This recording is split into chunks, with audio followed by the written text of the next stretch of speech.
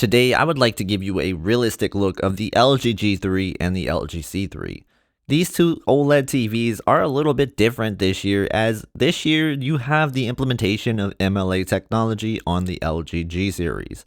This is not something that you saw in the past where the C series and the G series didn't have a ton of separation, but this year you definitely do have a separation. Now I have to be clear that this separation is only going to be in 55-inch, 65-inch, and 77-inch sizes.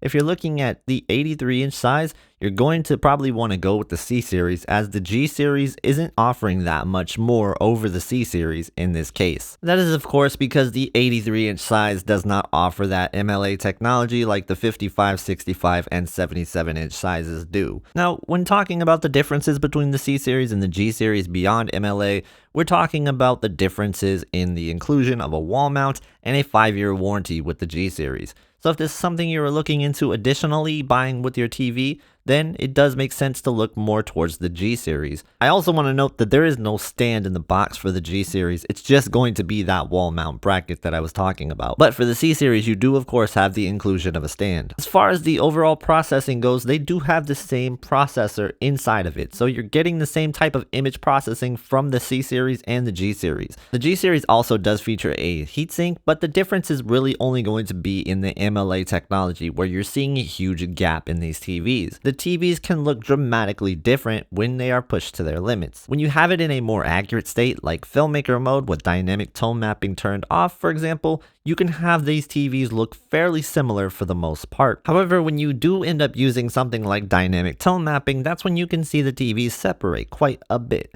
So you can see the MLA technology on the LG G3 really will shine at this point, where you will see a much brighter TV than the LG C3. The LG G3 is definitely the brightest OLED TV that I've ever tested, and it is something that does stand on its own. Even next to an LCD TV, it can get almost as bright as an LCD TV in a lot of scenes. Of course, it will never get as bright as some of the brightest LCD TVs, especially in the higher average picture level scenes, but that's just something that you just will never get with an OLED TV. However, I gotta say the LG G3 does a really good job at getting very bright. So if you're looking for a bright OLED, especially if you're somebody who favors a punchier picture and you are going to use this dynamic tone mapping with your HDR, then this is something that you might want to take into consideration. Another thing you might want to take into consideration is how SDR content looks. This is your standard dynamic range. Pretty much everything you watch that's not in HDR, this is what you're going to get most of the time. Now, it depends on how you watch your SDR, but if you're somebody who cranks up the brightness to the maximum, then you're going to get a brighter presentation out of the LG G3. You can definitely get to more maximum levels. If you are somebody who lowers the brightness on the SDR content to get to the levels that you want, then they both look very similar in that regard. So in movies and TV shows, they can look very much the same if you are looking for a more accurate presentation. But if you are somebody who goes for picture pop and you're trying to get the punchiest looking picture possible and the brightest picture possible, then you actually have an advantage with the LG G3 here, where you're going to get a much brighter and much punchier presentation out of the LG G3 because of the MLA technology. It is something that definitely will separate, and it did separate when I had them side by side. Another big advantage where you could see a huge separation was with the G3 and its colors. So you saw more brightness from the colors than you did in past OLED TVs made by LG. This is because of the MLA technology. This helps the colors get to a better level than they ever gotten before. So you can definitely see this when it's side by side next to the C3. The G3's colors stand out on its own.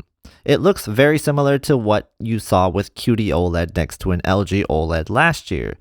When you get bright, vibrant, saturated colors, you can see that the C series will lose color quicker than the LG G3 will. So you'll see the G3 retain color throughout those brighter scenes much better than the C series does, but not as good of a job as the QD-OLEDs could do. And it does feel like the LG G3 pushes a little bit more saturation than the C series does in that regard as well. You see the colors are looking more saturated than the C series are out of the box. Alright, so before we get into gaming, if you guys are enjoying this content, if you could hit the like button and consider subscribing, this will help get the video out to more people and it helps the channel grow. So if you don't mind doing that, I would appreciate it so much. Alright, now let's move on to gaming.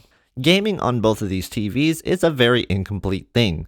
you are not really going to get the same picture quality that you get out of your actual non-game modes. So this is something that I have to say, that when you have these TVs in their game modes, they look fairly similar. There's not a ton of separation from these two TVs from each other. And there's only going to be certain content where you see the G3 actually can get brighter. And when you use dynamic tone mapping, again, this is where you're going to see the TVs separate with the LG G3. Of course, with these two TVs, I really don't recommend playing in-game mode. I would say that if your TV can support the ALLM function, then you turn that on and you play in the mode of your choice. This is going to give you a much better presentation, and you're going to get brighter colors out of the picture, as both of these TVs do suffer in-game mode when it comes to that. But the G3 definitely seems to suffer a little bit more because it is more capable. So with the G3, you feel like you're definitely losing something when you are in game mode.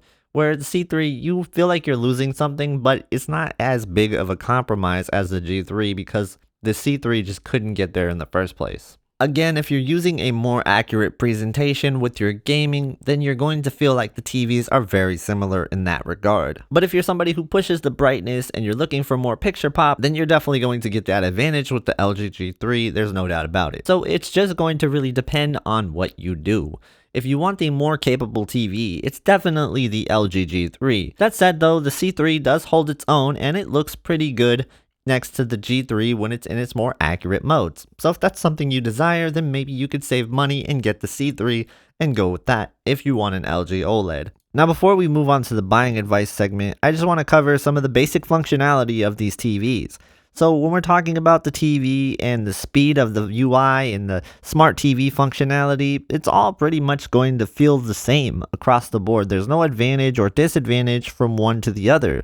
The C3 and the G3 feel like they are the same in that regard. They both have the new improvements to the WebOS, and they also have the new functionality that's been added with these LG OLEDs, like the AI Picture Wizard and other features that make the TV a little bit easier to use, like the quick menu function. I think these are really great additions. In regards to the sound quality and the overall speakers that you're getting with the TV, I think that both are pretty lackluster, to be honest with you, and I was really disappointed with the G3's speaker system. So I don't know if I had just a bad unit with a bad speaker system, because it definitely sounded more muffled and distorted than the C3, which didn't make any sense to me because I would think that the G3 would have better speakers than the C3, but I didn't get that sense at all with the G3. It is something where in both cases with these TVs, I highly recommend at least a soundbar. Alright, so let's talk about my buying advice for you guys if you're looking at the LG G3 or the LG C3. I would say if you are a gamer primarily, you should look at the G3 over the C3 if you're looking at only LG OLEDs. And if you're looking to go a little bit cheaper, then I wouldn't actually look at the C3 or the C series at all. I would definitely look towards the S95B QD-OLED, as that's going to be the best bang for your buck. And if you want the new 2023 features of the Samsung OLEDs, then you're going to want to go with the S90C, which happens to be the same price as the LG C3, and I expect that to continue throughout the whole entire year. I think the Samsung OLEDs are better gaming TVs because you have full functionality in game mode, where the LG OLEDs are definitely going to suffer more in game mode, and you're going to have to put it in the modes outside of game mode with ALLM in order to get a good picture out of it. So the G3 still can be a good gaming TV, but you are going to have to use ALLM. If you're going to use the C3 for primarily gaming, I definitely would recommend the QD-OLED over that for the price. Now, if you're somebody who's going for accuracy and you're watching your TV shows and movies in this way, then I think the C series can make sense for you over the other TVs, because when you compare them in these modes, it honestly isn't a ton of separation. I had the S95C next to the C3, and I had the G3 next to the C3, as you've seen in this video, and in these more accurate modes, it's definitely not a huge separation, and so you can save some money and go with the C series if you want an LG OLED. So when I'm thinking about my buying advice, all roads definitely point towards the G3 if you want the most brightness possible, But if you're looking to save some money and get a very similar picture to the G3, that road is definitely pointing me towards the S90C or the S95B for most people, because the QD-OLED technology definitely does stand up next to a non-MLA OLED, and even next to an MLA OLED, you get a very similar experience across the board. And if you want to see how MLA does against QD-OLED, I did do a side-by-side comparison of that right here in this video, so check that out.